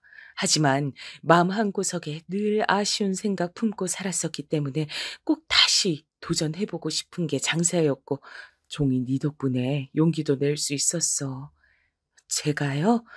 그간 제가 시집 오기 전까지 벌어서 모아두었던 비상금, 그걸 두 분께 탈탈 털어서 내어드리긴 했지만, 그게 용기를 심어드렸던 줄은 몰랐어요. 비상금도 참 고마웠지. 그 마음이 어찌나 기특하던지. 근데 그 이전에 네가 우리 집안보다 사는 수준이 더 나은 집안으로 시집을 갔잖니? 그게 심적으로 나나 네 아버지한테 얼마나 든든하게 여겨졌는지 몰라. 참 신기한 일이야. 우리 종이가 자기 언니들보다 외모도 떨어지는데 시집은 제일 잘 간 걸 보면서 세상 일은 알 수가 없다고 생각했단다. 저를 칭찬해 주시는 건지 아닌 건지 헷갈리는 발언이었어요. 하지만 아무튼 저까지 지지부진한 집안으로 시집을 갔다면 부모님께선 장사를 도전하시기 부담돼서 선뜻 그 시기에 다시 해보지 못하셨을 텐데 저 하느라도 살아날 구멍 안에 들어가 있으니까 마음이 조금 놓여서 용기를 내셨다는 것 같았어요. 참고로 부모님께선 음식 장사를 하신 게 아니라 물건 장사를 하신 것이었는데 그 당시로 봐도 절대 오래 할 만한 유형은 아니었기 때문에 두 분도 그걸 아시고 돈이 벌릴 때 바짝 힘을 내서 계속 장사를 하러 다니셨답니다. 그러고 몇 달이 더 지나자 더욱 유의미한 성과가 보였고 부모님께선 판이 큰 만큼 돈이 더 벌리게 되어 있다고 하시면서 저에게 조금만 투자를 해달라는 식으로 말씀을 해오셨죠. 실상 제가 아니라 남편에게 하는 부탁이었죠. 고민을 하던 남편에게 저는 제 친정 부모님이 이렇게 좋은 기세를 타고 계실 때 힘을 실어드려야 한다며 설득에 나섰습니다. 그래서 결국 남편이 자기 돈을 내어주었죠. 남편은 벌이가 아주 좋은 사람은 아니었지만 자기 집안의 형편이 그럭저럭 받쳐주었으니 돈을 차곡차곡 모아오는 게 가능했었거든요. 제가 남편을 설득해서 그 돈을 저희 친정에 갖다 주었다는 건 당연히 시어머니를 포함한 시댁엔 비밀이었습니다. 저는 그 돈이 아주 여유롭게 다시 돌아올 거라고만 믿었기 때문에 큰 걱정도 없었고요. 이런 저를 보면서 남편 또한 안심을 했었습니다. 부모님께선 저희 부부에게 무척 고마워하셨어요. 장사는 그럭저럭 또 잘 이어지고 있었고 여기까진 아무런 문제가 없었습니다. 세상 일은 장담할 수 없다는 법칙이 여기서 고개를 치켜들기까진 좋았지요. 아직 제가 소개를 안 한 저희 집 인물이 있는데요. 바로 제 남동생입니다. 돌아가신 친할머니께서 그렇게나 만나고 싶어 하셨단 저희 집안 아들 말입니다. 언니들은 일찍이 돈을 벌며 부모님을 도왔고 저는 돈을 벌며 집안일까지 도맡아 있었으나 남동생은 학교나 다니고 있었죠. 아들로 태어난 것에 특권이었어요. 게다가 막내였으니 말 다 했습니다. 무슨 설명이 필요할까요?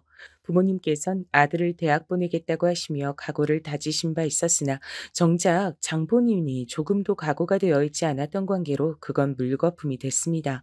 남동생에겐 공부머리라는 게 없었어요. 제가 보기에 저희 남매 중에 머리를 굴릴 인물은 작은 언니 정도였습니다. 괜히 남동생에게 공부를 투자하는 바람에 허송세월이나 보냈죠. 남동생은 실패와 실패만 거듭 반복하다 결국 대학에 못 갔어요. 집에서 뒹굴거리며 놀다 군대를 가더니 거기서 사람이 달라져 왔습니다. 당시에는 군 복무 기간이 지금보다 길었잖아요. 군대가 남동생을 바꿔놓아서 군대를 다녀온 뒤엔 남동생이 놀지 않고 뭐라도 일을 내서 돈을 벌겠다 그랬습니다. 그래서 큰 형부의 지인이 하는 자그마한 사업장에서 일손을 도왔죠. 그냥 다른 곳에서 돈을 벌면 안 되냐고 제가 그랬더니 부모님께서 하시는 말씀이 아들 걱정돼서 안 된다 그러셨습니다. 너무 고생하면서 귀한 아들이 그렇게 살까봐 걱정이 되셨던 거죠. 그래서 남동생은 아는 인맥을 통한 곳에서 적은 돈이나 벌면서 그렇게 지내고 있었던 건데요. 문제는 그곳에서 서류를 정리하고 잡무를 담당하는 여직원이 딱 하나 있었는데 이 인간 때문에 아주 크나큰 비극이 터졌단 겁니다. 저도 아는 사람이었어요. 원래 인맥으로 돌아가는 장소가 그 나물의 그 밥이잖아요. 그 여직원은 제가 20대 초반에 일하던 공장에서 처음 인연을 맺었던 동갑내기 친구였습니다. 나이가 같았기 때문에 금세 친해졌던 사이였죠. 지금도 기억이 나는 게 저는 제 이름이 어째서 종이가 됐는지 그 배경을 밝히면서 이런 질문을 했었습니다. 말자야, 너도 나와 비슷한 경우지? 이제 딸려는 그만 태어나라는 의미에서 이름에다가 말을 집어넣은 거지? 아니, 그런 건 아닐 거야. 태어난 순서대로 큰언니 이름은 성희, 오빠 이름은 태화, 작은언니 명희, 남동생은 태규야. 뭐? 근데 너는 왜 이름이 말자야? 희돌림도 아니고 태돌림도 아니잖아. 나도 몰라. 우리 아버지가 그러시는데 내가 태어나기 전으로 온 동네에 사흘 내내 비바람이 불고 벼락까지 쳤다네. 해도 안 떠서 기분이 꿀꿀하고 안 좋더래. 내 생각엔 그래서 홧김에 내 이름만 그냥 말자라고 지으신 것 같아. 그걸 들으면서 '얘도 참 안 됐다.' 이런 생각을 했었습니다. 말자는 먼 친척 집에 와서 얹혀 살며 공장 일을 다니고 있었죠. 다른 가족들은 뿔뿔이 흩어졌다 그랬어요. 어쩌다 그렇게 됐냐고 물었을 때 돈이라는 한 글자 대답을 들었던 것으로 기억합니다. 말자는 명량한 인물이었죠. 제가 이따금씩 비관적인 말을 할 때마다 긍정적인 기운을 저에게 심어줬습니다. 아, 오늘도 공장 꼬라지 한 번 우중충하다. 이게 내 미래고 인생일 거야. 난 평생 이렇게 살다 죽겠지? 종이야, 그건 살아보기 전까진 몰라. 그리고 혹시 알아? 나중엔 이때를 생각하면서 내가 그랬었나 하면서 웃고 넘어가게 될지? 좋은 생각하고 살면 그 생각대로 되기 마련이란 말을 난 어디선가 들어봤어. 그러니까 종이 너도 되도록 좋은 생각하고 사는 게 어때? 전 형제가 셋이라도 있었고 부모님과 같이 살기라도 했지. 말자 얘는 쥐뿔 아무것도 자기 곁에 남아있지 않고 하나도 안 친한 친척집에서 매번 눈칫밥을 얻어먹고 사느라 어깨와 등도 움츠러져 있는 주제에 뭐가 이렇게 밝은가 싶었습니다. 긍정적인 것도 정도가 있지 싶었어요. 하지만 그렇게 생각하면서도 전 점차 말자에게 동화됐던 것 같아요. 그 기운에 물들어 가더라고요. 사실 말자는 더 친해지고 나서 알고 보니까 저보다 2살 위였습니다. 당시에 출생 신고를 잘못했기 때문이라 그러더라고요. 그래서 그런지 언니 같은 면모로 저를 이끌어주는 측면이 있었어요. 언니 같은 친구가 전 좋았고 남편과 결혼하는 데 있어서도 말자가 저한테 분명한 용기를 불어넣어 준 바 있었다고 생각합니다. 그 공장의 내부 사정으로 전 진작에 잘린 뒤였지만 말자와는 종종 연락을 이어갔던 사이였는데요. 나중에는 말자도 그곳에서 나오게 됐고 다른 곳들을 전전했지만 뾰족한 수는 없었죠. 그러다 저를 통해서 그곳에 들어가 일을 하게 됐던 겁니다. 큰 형부의 지인이 하던 작은 사업장 말입니다. 제 소개를 통한 것이었어요. 전 말자를 제 가장 친한 친구로서 믿고 있었기 때문에 자신 있게 소개시켜줬고 역시나 그것 때문에 제가 욕을 얻어먹을 일은 없었죠. 그런데 제 남동생도 그곳에 들어가면서부터 일이 조금 꼬이게 됐습니다. 제 입장에선 아주 난데없는 일이었어요. 말자가 제 남동생과 눈이 맞은 겁니다. 아니, 넌 어떻게 친구 남동생하고 눈이 맞을 수가 있어? 네가 걔를 처음 본 것도 아니었잖아. 예전에도 몇 번 봤었잖아. 근데 이제 와서 이게 말이나 돼? 게다가 둘이 나이 차이도 있는데. 미안해. 남녀 사이란 게 그렇더라. 나도 그저 누나 동생 사이로 잘 지내보고자 하는 마음이었는데 어쩌다 보니까 이렇게 됐어. 어느새 남자로 보이더라. 너한텐 정말 미안해. 이미 그렇게 됐다는데 내가 참 뭐라고 할 수도 없고. 근데 우리 부모님이 웬만해선 널 허락 안 하실 가능성이 높으니까 진지하게 결혼할 생각으로 내 남동생하고 만나지 마. 연애만 하겠다는 마음가짐이면 좋겠어. 나니까 말자 네가 좋은 사람인 걸 알지. 그치만 우리 부모님 눈엔 웬만큼 잘난 상대가 아니면 남동생 짝으로 성에 차지 않으실 거야. 나도 알아. 너희 부모님 다시 장사에 도전하셔서 지금 그렇게 열심히 하시는 것도 하나뿐인 아들을 근사하게 장가 보내주고 싶어서 그러시는 거지? 니, 네가 그걸 어떻게 알아? 그 민망한 비밀을 네가 알고 있다니. 내 남동생 녀석이 너한테 그런 것까지 죄다 나불거렸구나? 아이고, 이 주둥이 한번 가벼운 녀석 같으니. 말자는 이미 제 남동생과 친밀할 대로 친밀해진 것 같았죠. 그런 속사정까지 다 알고 있었으니까요. 부모님께 헌신하며 도움을 드리고 살아온 건 저를 포함한 딸 자식들이었지만 두 분께 가장 우선순위는 아들이었습니다. 장사를 해서라도 집안에 돈을 끌어오고 싶어 하신 궁극적인 이유가 제 남동생이었으니까요. 저는 그걸 알고 입맛이 무척 썼지만 어차피 평생 가도 제가 남동생을 이겨먹을 수 있을 것 같진 않아 진작 순응한 바였습니다. 그래도 왠지 적나라하게 민망한 사실이라 집안에서만 눈치로 통하는 얘기였는데 그걸 말자가 알고 있었던 겁니다. 남동생에게 진짜로 진심으로 만나고 있는 거냐고 제가 추궁을 안 할 수가 없었네요. 그럼 진심으로 만나지 농담으로 만나는 거겠어? 나 말자 누나를 많이 좋아해. 아니, 사랑하는 것 같아. 놀고 있네. 뒷감당을 어떻게 하려고 이러는지 모르겠다. 나한테 부모님 설득해달라고 나중에 도와달라는 소리나 하지 마. 말자 누난 누나 친구잖아. 누나가 소개시켜줬잖아. 그럼 누나도 책임이 있지. 누가 소개를 시켜줬단 거야? 걘 내 친구고 넌 내 동생이야. 단지 그뿐인데 둘이 멋대로 붙어먹은 거잖아. 말자 걔도 생각해보니까 웃긴다. 난 은혜를 베풀어서 일자리까지 막 눈치 봐가면서 열심히 얻어다 줬건만 이런 식으로 은혜를 원수로 갚네. 우리 말자 욕하지 마. 그럼 내가 가만 안 있어? 우리 말자? 아우, 진짜 놀고 자빠졌다. 미치겠다. 정신이 아득해졌죠. 솔직히 말해서 그때 저는 부모님께 제가 원흉으로 지목되어 욕을 얻어먹을까봐 그게 걱정이었습니다. 말자가 제 친구였으니 원인 제공을 어쨌거나 제가 한 셈이었으니까요. 생각이 복잡해지고 있던 어느 날 엄청난 일이 벌어진 거죠. 말자가 저한테 와서 제 동생이 아이를 임신했다가 했습니다. 그러면서 자기 부모님을 찾아가서 이 사실을 알리고 결혼 자금을 받아올 테니까 돈 좀 빌려달라고 하더라고요. 돈 때문에 의가상에서 가족들이 뿔뿔이 흩어졌지만 사실 자기 부모님한텐 돈이 절대 없는 게 아니기 때문에 자기가 임신해서 결혼한다고 하면 자금을 내줄 거라고 했습니다. 사람이 홀리는 상황이 오면 어떻게든 홀리게 돼 있는 모양이었어요. 말자가 덧붙인 말이 그 당시에 아주 그럴싸하게 들렸거든요. 근데 형편없는 집안에 시집 간다고 하면 우리 부모님은 절대로 돈을 안 내주실 분들이야. 가치가 없는 곳엔 투자할 필요가 없다고 믿으시거든. 그래서 이만큼 재산이 있다고 보여드리고 돈을 받아오려고 해. 돈만 받고 나면 어차피 부모님에 대한 정은 거의 남아있지 않으니까 연락은 앞으로도 안 하고 살 거야. 말자가 눈물을 훔치며 그렇게 말했습니다. 너무 순식간에 많은 얘기를 들으니까 어안이 벙벙해지더라고요. 그 옆에서 남동생은 심각하고 진지하게 거들고 있었고요. 근데 중요한 건 어쨌거나 제가 그 말과 눈물과 분위기에 넘어가서 고개를 끄덕이고 말았단 겁니다. 말자를 제가 이제 꽤 오래 안 사이였고 제 남동생의 아이를 임신했다고 하니까 딱히 의심의 여지가 없었습니다. 저는 친정 부모님께 급한 사정이 있다고 하며 애걸복걸을 내서 돈을 받아냈어요. 제 남편이 투자로 들인 돈이 있었으니까요. 부모님께선 시집을 잘 간 저를 믿으시고 돈을 넉넉하게 내어주셨습니다. 뭐에 홀린 듯이 전 말자에게 그 돈을 건네줬죠. 고맙다고 말을 하며 말자는 자기 부모님을 찾아 뵙고 온 뒤 제 친정 부모님께 모든 사실을 밝히고 정식으로 인정받겠다고 말했습니다.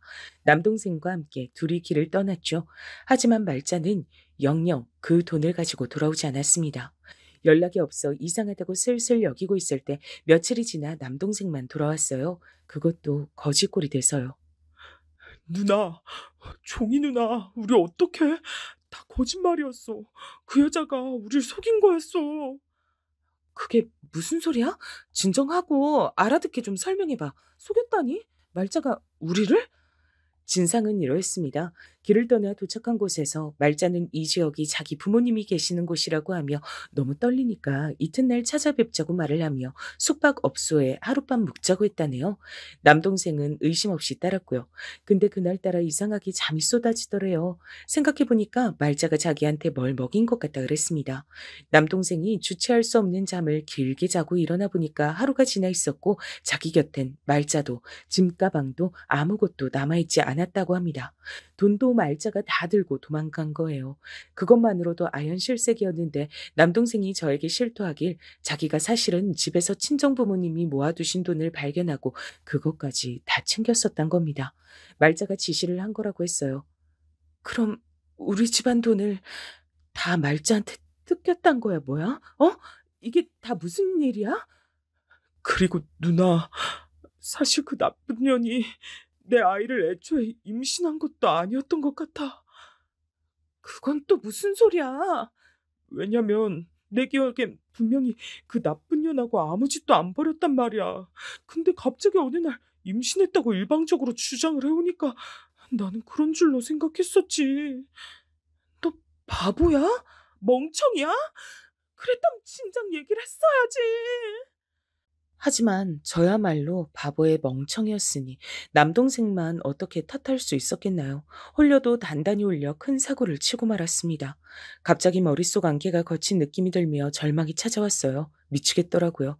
차라리 죽을까 싶었습니다.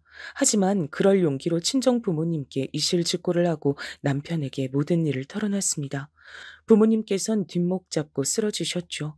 오래 할 장사가 아니었기 때문에 슬슬 그걸 접으시려던 시기였는데 그간 벌어두신 것마저 거의 다 잃었음을 아시게 되자 크게 충격을 받으셨고 귀한 아들이 그런 농락을 당했던 것에 두 번 충격을 받으셨으며 그 상대가 제 친구였다는 사실에 울부짖으셨습니다. 저는 스스로를 저주했어요. 갑자기 왜 머리가 어떻게 된 것처럼 그렇게 돼서 바보 같은 사기를 당했나.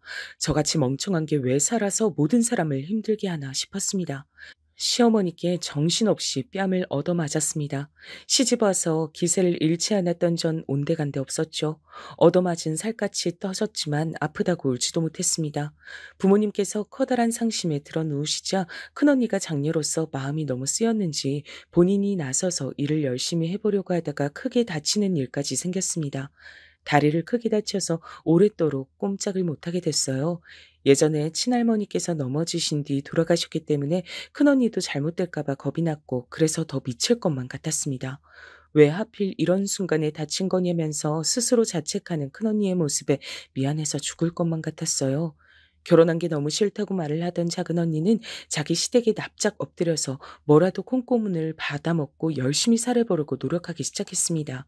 자기가 그렇게 해야 친정 식구들에게 걱정을 안 끼칠 것 같다고 했죠. 남동생은 술을 마시고 인생을 비관하는 모습을 보여서 모두를 불안에 떨게 만들었습니다. 다그치면 혹시 안 좋은 선택을 할까봐 차마 아무도 그러지도 못했죠. 친정엄마께선 스트레스 때문인지 병을 얻기까지 했습니다. 멍청하게 사기를 당해서 남편의 돈까지 날려먹게 된 전 사실 이혼을 당할 뻔했습니다. 맨몸으로 쫓겨날 뻔했어요. 근데 신기하게도 제가 그때 임신을 하는 바람에 이혼당하는 걸 면했습니다. 설마 네가 이런 상황에서 눈치 없이 딸이나 낳는 건 아니겠지? 그럼 지체 없이 쫓아낼 줄 알아? 시어머니의 불효령에 전 입술만 깨물고 배를 매만져야만 했습니다. 그러나 제가 품은 첫 아이는 딸이었죠. 하루하루가 살얼음 판이었던 것 같아요. 흔히 첫째 딸은 아빠를 닮는다고 하잖아요. 아이가 태어나면 어머님도 무척 예뻐해 주실 거라고 믿어요. 그건 모르는 일이지. 네 뱃속에 든 딸년이 우리 아들의 핏줄인지 아님 다른 놈 핏줄인지 태어나 봐야 아는 일 아니겠어? 네, 뭐라고요? 어머님, 그건 말씀이 지나치셨습니다. 답지 않게 왜 발끈하고 그러니? 네가 그럴 자격이나 있어? 너 설마 지금 나한테 대드는 거니? 쫓겨나고 싶어 환장했어? 기껏 촌뜨기 받아줬더니 우리 집안 돈 날려먹기나 하고 마음 같아선 확 그냥 가만 안 두고 싶은데 내가 너른 마음으로 참는 거란 걸 넌 항상 명심해라. 내가 언제든 널 내칠 수 있어. 그니까 잘해. 저는 시어머니 앞에서 머리를 조아리고 살았죠. 사기를 당했던 시점부터 저는 입이 있어도 할 말이 없어진 신세였거든요. 첫째 아이가 태어났지만 남편과의 관계도 제가 사기를 당하기 이전으로 돌아가진 않았습니다. 당신, 내가 아까부터 야식으로 국수 먹고 싶다고 말을 그렇게나 했는데 지금 애 본다고 정신이 다 팔려있지? 애가 울고 보채는데 그럼 어떡해. 애는 내팽개치고 국수나 만들란 거야? 내가 하라면 하는 거지 왜 그렇게 잔말이 많아? 그러니까 돈이나 뜯겼지. 당시에 제 꿈이 밟히면 꿈틀할 줄 아는 지렁이가 되는 것이었네요. 오죽하면 그랬습니다. 아들을 임신하라는 시어머니의 잔소리 때문에 둘째를 금방 임신했는데 천만다행으로 정말 아들을 낳았어요. 막내 셋째는 딸이었고요. 자식들을 낳고 키우다 보니까 하루하루 바쁘고 피곤한 세월이 금방 갔습니다. 애들이 금방 크더라고요. 제 아이들은 왜 자기 외삼촌이 결혼을 그토록 늦게 했는지, 외삼촌 결혼식에 왜 저를 포함한 사람들이 한숨으로 눈물을 흘렸는지 그게 의문인 눈치였답니다. 시댁 식구들 앞에서 늘 죄인이 되어 사는 며느리, 그게 제 모습인 것을 제 아이들은 당연시하며 자라났죠. 초라하게 쪼들리는 게 외가의 당연한 모습이라고 아이들은 생각했고요. 그러다가 시부모님께서 차례로 돌아가시고 나서부터 뭔가 변화가 일어났습니다. 그때가 되니까 저도 이제 나이가 꽤 들어서 더 이상 과거에 멍청했던 실수에만 사로잡혀 있지도 않더라고요. 죽도록 쉬지 않고 집안일이든 뭐든 다 해내면서 살아왔으니 남편 앞에서 이제 더 이상 그토록 눈치 보면서 주눅들 일도 없었습니다. 자식들을 열심히 잘 키워냈다는 보람 하나로 당당하게 어깨를 펴고 살기 시작했더니 남편도 점점 더 큰 소리를 안 치게 되더라고요. 시간의 흐름이 만들어낸 변화였죠. 저희 첫째가 가장 먼저 결혼을 했어요. 그때 제가 처음으로 자식들 앞에서 옛날 얘기를 꺼냈습니다. 부끄러웠던 저의 실수를 말이죠. 그러자 세 자식들 모두 저와 남동생을 멍청하다고 손가락질하지 않고 작정하고 사기를 친 뒤 도망갔던 말자를 맹렬하게 비난해줘서 내심 제가 고마웠습니다. 바보 같아 보이면 어쩌나 싶었는데 사기를 당한 사람이 아니라 사기를 친 사람이 나쁜 거라고 그렇게만 생각해주는 제 자식들이 기특했네요.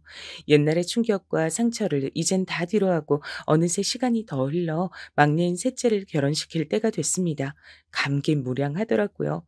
저희 셋째가 결혼 이야기를 입에 올리며 행복해 보여서 저는 그것으로 됐다고 생각했어요.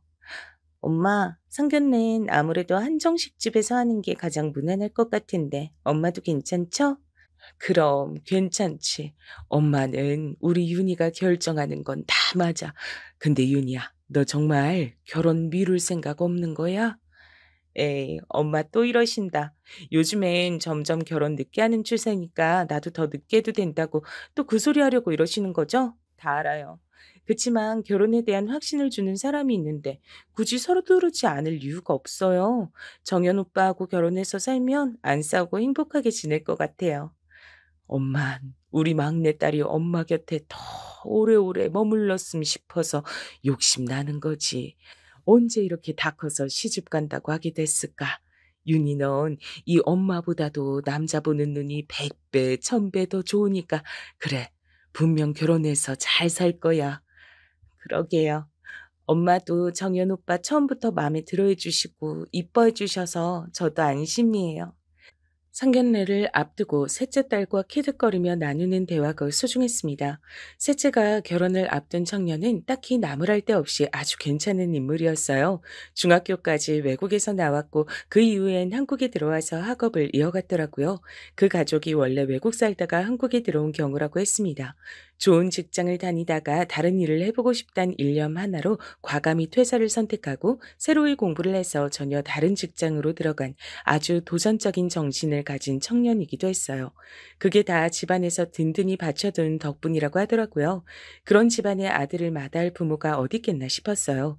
저희 셋째가 남자 보는 눈 하나는 기똥찬 것 같았습니다. 그 정도나 되니까 제가 흔쾌히 허락을 했죠. 셋째마저 결혼시킨다 생각하면 가슴이 허전했지만 어쩔 수 없는 관문이라고 생각하며 상견례 날을 기다렸습니다. 저와 다르게 남편은 시큰둥하고 초연하기만 했죠. 그뿐인가요? 절 향해 갱년기 증상이 심한 거 아니냐며 남편은 그런 소리도 했습니다. 하여간에 멋대가리 없는 남자라는 생각을 하며 상견례장에 들어섰는데 이미 상대 측이 자리를 한 직후였어요. 말끔하게 차려입은 예비사위가 싱글벙글 웃는 얼굴로 저희 부부를 맞아줘서 아주 흐뭇했고요. 딱 보니까 예비사위는 친탁을 했더라고요. 그 부친과 무척이나 닮아 있었습니다. 얼른 인사를 나눈 다음 그 옆에 계신 모친 쪽을 바라봤어요. 예비사위하고는 모자가 안 닮아 있었는데 이상하게 제 눈에 얼굴이 낯이 익은 겁니다. 살면서 이런 사람을 본 일이 없는데도 희한하게 기분이 딱 오묘했어요. 드디어 뵙게 되네요. 이렇게 너무 좋은 자리에서 처음 뵙게 돼서 너무 기분이 좋습니다. 그 모친이 우아한 웃음을 지으며 그렇게 말을 하는 순간 제 머릿속에 딱 두 글자가 떠올랐어요. 저와 마주보고 앉은 예비 안사돈 되시는 그분이 설마 그 인간일까 싶으면서도 성함이 분명 그게 아니라고 언뜻 봐서 알고 있으면서도 저도 모르게 머릿속에 두 글자를 입 밖으로 뱉고 말았습니다. 그건 거역할 수 없는 강한 충동이었어요. 말자? 혹시 내가 아는 바로 그 말자? 그러자 수저를 집어들던 상대방의 손길이 딱 멈췄습니다. 그리고 반사적으로 고개를 번쩍 들더니 절 바라보던 그 눈빛 속의 혼돈. 저는 상대방 역시 바로 그 순간에 저의 정체를 눈치챘음을 알았습니다. 강한 확신이 제 안에서 소용돌이쳤죠. 세상에, 네가 맞구나. 너 말자 맞지? 계명에서 살고 있었어? 제가 그렇게 외치자 예비 안사돈, 아니 말자의 손에 들린 수저는 이제 파르르 떨리고 있었습니다. 애써 평정심을 되찾으려고 노력 중인 그 안면 근육의 움직임이 보여 가증스러웠죠. 제 옆에서 남편이 고개를 갸우뚱하며 아는 사람이야? 라고 물었다가 이내 깜짝 놀란 숨소리를 뱉었어요. 남편도 기억 속에서 말자란 이름을 찾아냈던 겁니다. 어떻게 있겠나요? 돈 뜯어간 사기꾼을요. 어머, 그래서 누구이실까요? 기억이 날까 말까 하는 중인데. 기억 안 나는 척 할 필요 없어.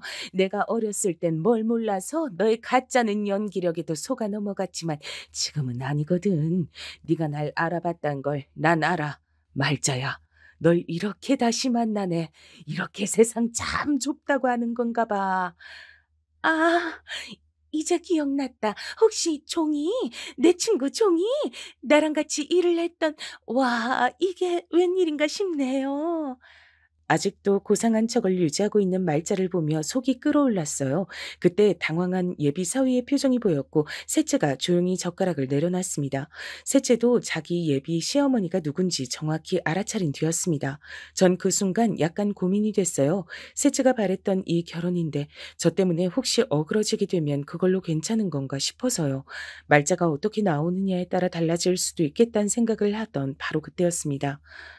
너무 미안하지만 내가 나이가 들면서 기억력이 영 안 좋아졌어요. 어제 먹은 메뉴도 헷갈릴 지경인데 옛날 일을 상세히 기억하긴 더욱 어렵죠.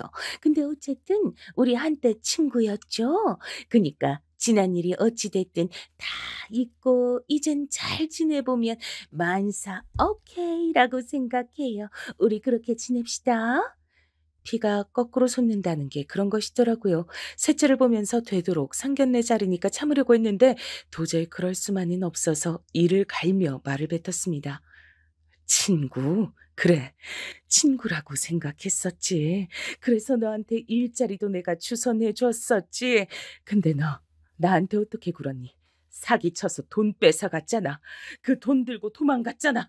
내 동생 뒤통수 쳐서 속여먹고 임신한 척 연기하고 온갖 헛소리로 무장해서 혼을 쏙 빼놓고 우리 집안 돈까지 낼름 챙겨갔잖아. 그래놓고 다 덮어놓찬 식으로 말을 하면 나는 뭐가 돼? 내 동생은, 우리 가족은 분해서 어떡하라고. 너 참 뻔뻔하다. 그러니까 그때도 태연하게 사기를 쳤겠지. 그 후로 잘 살았니? 보니까 잘 산 것 같다. 그거 남의 집 피눈물 짜내서 잘 산 거니까 너는 반드시 대가를 치러야 할 거야. 어머, 대체 뭐라고 하는 건지 하나도 모르겠네. 진정 좀 하시고, 지금 이 자리는 그런 자리가 아니니까 어른스럽게 행동합시다. 사춘기 소녀처럼 지금 뭐 하는 짓이에요. 자식들한테 창피하게. 말자는 대단한 년이었어요. 역시 그 정도 되니까 당시에 대범하게 사기를 쳤겠죠. 저에게 오히려 핀잔을 주는 그 모습에 저는 모욕감을 느꼈고 얼굴이 뜨거워지던 바로 그 순간이었습니다. 셋째가 자리에서 벌떡 일어나더니 그대로 말자의 뺨을 후려쳤습니다. 얼마나 세게 쳤는지 말자는 옆으로 고꾸라지고 말았어요. 식기가 쏠려져 엎어졌고 그 소리에 맞춰 저를 포함한 나머지 사람 모두가 놀라 일어났습니다. 셋째는 분노에 몸을 떨고 있었죠. 그러니까 당신이 맞단 거네요? 우리 엄마 눈에서 피눈물 뽑아가고 돈 들고 튀었던 그 미친 사기꾼년이 당신이었던 거잖아요. 기가 막혀. 뭐 이딴 운명의 장난이 다 있어? 그럼 난 하마터면 우리 집안의 원수를 시어머니로 모실 뻔했단 거잖아요. 역겨워 진짜. 윤희야, 우리 엄마가 아무래도 어머니하고 뭔가 옛날에 오해가 있으셨던 모양인데 일단 차분히 얘기부터 나눠보자. 닥쳐! 무슨 얘기를 나눠? 오빠하고는 끝이야. 파혼이라고. 그리고 파혼하면서 발생한 내 정신적 피해에 대한 보상금 그거 내놔. 파혼? 나와 헤어지겠다고? 윤희야, 제발 이러지 마라. 게다가 웬 보상금이야. 왜? 주기 싫어? 그럼 주지 마. 대신 내가 오빠 직장, 전 직장에다 소문 다 낼 거야. 오빠가 우리 집안에 사기치고 도망갔던 천하의 사기꾼년이 부당한 돈으로 키워낸 자식이라고. 그 돈으로 잘 먹고 잘 산 거라고. 그리고 그 사기꾼년은 여전히 철판 두꺼운 나쁜 년이라고. 그래서 나한테 파혼당한 거라고. 그런 소문 쫙 낼 거야. 오빠가 나온 대학에도 퍼뜨릴 거고 동창들한테 연락 싹 돌릴 거야. 영어로 번역도 해서 오빠가 어릴 적 살았던 곳에도 내용 다 뿌릴래. 그 나라엔 우리나라보다 이런 도덕적 사건에 엄격하고 관심도 많다며. 셋째가 신랄하게 쏟아내는 말에 저는 가히 수십 년 묵은 체증이 풀리는 것만 같았어요. 예비 사위는 완전히 넋이 나은 채였고 말자는 꼴 좋게도 얼굴이 벌겋게 달아오른 채로 몸을 떨고 있었습니다. 자식이 그런 수모를 당하게 됐다는데 말자라고 할지라도 고개가 빳빳할 순 없었죠. 미안합니다. 아니, 죄송합니다. 그땐 제가 철이 없었고 당장 눈앞의 이익에 빠져 있어서 옳게 판단을 못 내렸어요. 잘못했습니다.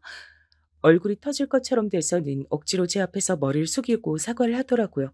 말자의 행동을 지켜보는 그 가족들의 넋이 나간 반응을 보며 전 콧웃음을 쳤습니다. 안 받아주는 건 내 마음인 거 알지? 말론 누가 사과를 못하겠어. 진정한 성의를 보여야지. 내가 용서할 기분이 들지 안 들지 성의 표시를 보고 고민 좀 해볼게. 결혼에 미련 따위 없다는 듯 분노에 찬 셋째의 눈빛이 절 후련하게 만들었고 전 그런 말을 뱉으며 몸을 돌렸습니다. 그러자 저희 식구들이 다들 말자를 향해 한마디씩 욕을 남기고서 절 따랐죠. 셋째는 자기 예비 시어머니가 사기꾼 말자란 사실을 안 순간부터 그 결혼의 정이 확 떨어졌다 그랬습니다. 자기의 남은 목표는 이제 그쪽에서 돈을 뜯어내는 것밖에 안 남았다 그랬어요. 셋째는 자기만 믿으라며 전의를 불태웠고 정말로 해냈습니다. 세월이 그렇게 오래 흐르고 나서야 전 말자에게서 뜯겼던 돈을 받아낼 수 있었죠.